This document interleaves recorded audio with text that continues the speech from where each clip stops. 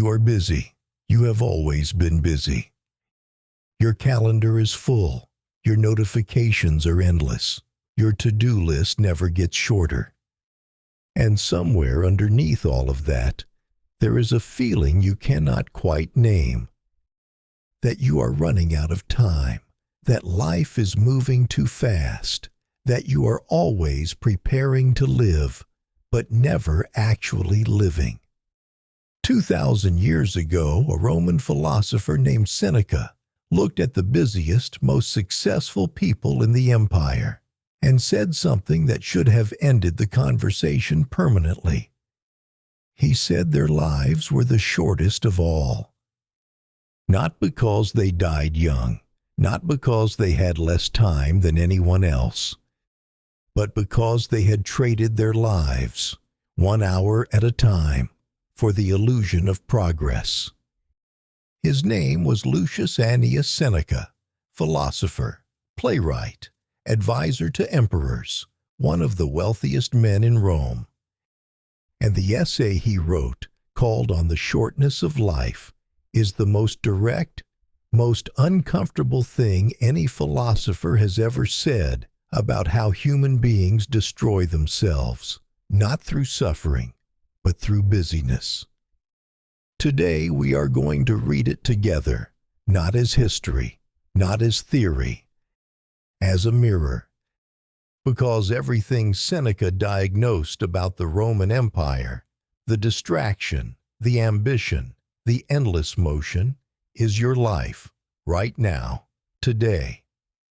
Seneca opens his essay with a sentence so sharp it cuts before you are ready for it. He writes, "It is not that we have a short time to live, but that we waste a great deal of it." Read that again. He is not saying you are running out of time. He is saying you already have enough. You always had enough. The problem is not the quantity of your life.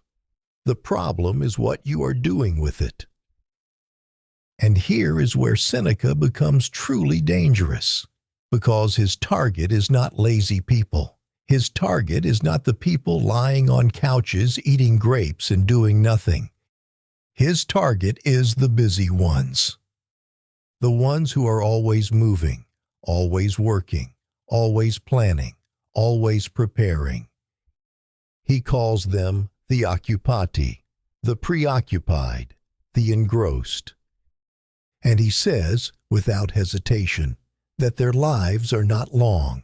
Their lives are the shortest of all. Because being busy is not the same as being alive. Seneca writes, "There is nothing the busy man is less busied with than living. There is nothing that is harder to learn." Think about what he is actually saying there.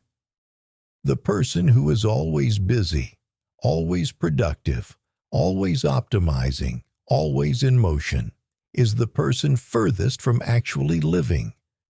Not closest, furthest. Because busyness is not a life, it is a defense mechanism. When you fill every moment with tasks and obligations and scrolling and meetings and noise, you never have to face the one question that actually matters. What is this life for? Busyness is the answer people give when they do not want to answer that question. Seneca saw this everywhere in Rome. He watched the most powerful men in the empire, generals, senators, administrators, spend their entire lives rushing from one obligation to the next.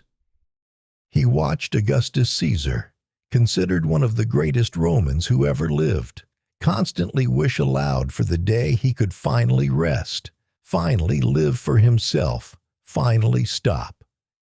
That day never came. Augustus died still waiting for it. And Seneca's conclusion was brutal. He writes, "He has not lived long, just existed long." There is a difference between living and existing. Existing is what you do when you are moving through days without presence, without intention, without the awareness that this, right here, is it? Living is something else entirely. But here is the part that will make you uncomfortable. Because Seneca does not just describe the problem. He explains exactly how you are doing it to yourself right now. The first way is postponement. He writes, "You will hear many people saying, 'When I am 50, I shall retire into leisure. When I am 60, I shall give up public duties.'" And then he asks, quietly, devastatingly, "What guarantee do you have of a longer life? The life you are saving for later, the version where you finally slow down, finally enjoy things, finally start living on your own terms, may never come. Not because you will die young, but because the habit of postponement never stops."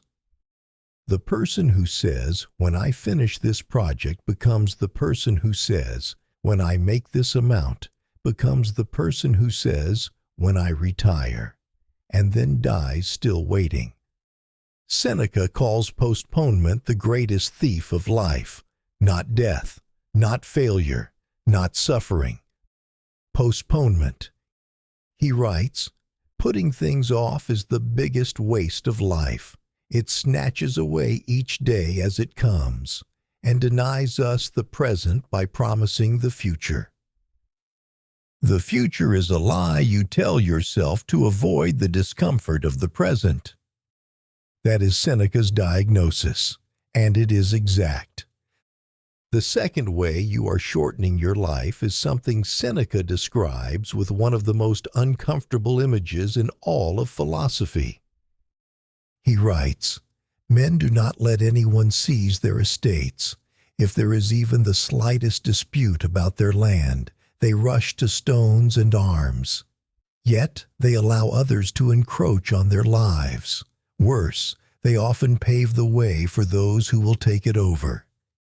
You would fight anyone who tried to take your money, your house, your car. But your time, your actual life, you give away freely, without resistance, often with enthusiasm. Every meeting you attend that had no purpose, every conversation you stayed in out of politeness, every hour spent on other people's opinions of you, every notification you answered immediately because the world trained you to. That is not productivity. That is theft. And you held the door open." Seneca writes, "No one hands out their money to passers-by, but to how many do each of us hand out our lives?" The third way is the one nobody talks about, because the first two feel like mistakes you could fix. Stop postponing. Guard your time. But the third one is built into the way most people understand success itself. Seneca calls it ambition, and he is not against it. He is against what it does to the person who has it. He describes people who spent their whole lives building toward something, accumulating, achieving, climbing, only to look up at the end and realize they had been so focused on the destination that they had never been present for the journey. He writes, "The whole future lies in uncertainty. Live immediately." Not eventually, not after the next goal, not once things settle down. Immediately. Now. This. And here is what makes Seneca different from every productivity book, every time management system, every hustle culture manifesto you have ever encountered. He is not telling you to do more with your time. He is telling you to do less, but to actually be there for it. He writes, "Life is long if you know how to use it. Not if you optimize it, not if you maximize it, not if you fill every second of it. If you know how to use it." And using it, in Seneca's sense, means being present for it, choosing it deliberately, protecting it fiercely. He describes the only people he considers truly alive as those who have withdrawn from the noise, not to do nothing, but to think clearly, to understand what they are actually doing with their days, to study how to live. He writes, "Of all people, only those are at leisure who make time for philosophy. Only those are really alive. Not the busiest, not the most productive, not the ones with the most achievements. The ones who know how to stop, the ones who ask the question, the ones who refuse to spend their lives, organizing their lives." So what does this actually mean for you? Seneca is not telling you to quit your job. He is not telling you to stop working, or stop building, or stop caring about what you create. He is telling you to stop being absent from your own life, to stop deferring, to stop giving away your hours to things that do not deserve them, to stop confusing motion with meaning. He asks you to do something most people find genuinely terrifying. He asks you to account for your time, honestly, without excuses. Not your calendar time, not your scheduled time, but the actual time, the hours that slipped through while you were distracted, while you were waiting, while you were performing busyness for people who were doing the same thing back at you. How much of your week was actually yours? How much of it did you choose, deliberately, consciously, because it mattered to you? And how much was noise? Seneca died in 65 AD, forced to take his own life by the Emperor Nero, the man he had spent years advising. His death was slow, painful. He had time to speak, time to think. And by all accounts, he was calm, composed, unafraid. Because he had spent his life practicing what he preached, not perfectly. He was wealthy, complicated, contradicted himself constantly. He said so himself. But he had thought seriously about how to live. He had asked the question. He had not deferred it. And at the end, he was ready. That is what he wanted for you. Not a longer life, not more time.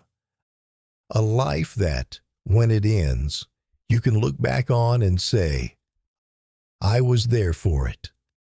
Not rushing through it, not saving it for later, not trading it away one distracted hour at a time. There, present, alive. He writes, in the last lines of the essay, something that has stayed with readers for 2,000 years. The whole future lies in uncertainty. Live immediately. Not tomorrow, not when things settle, not after the next thing. Now. This is Philokimi. We will see you in the next one.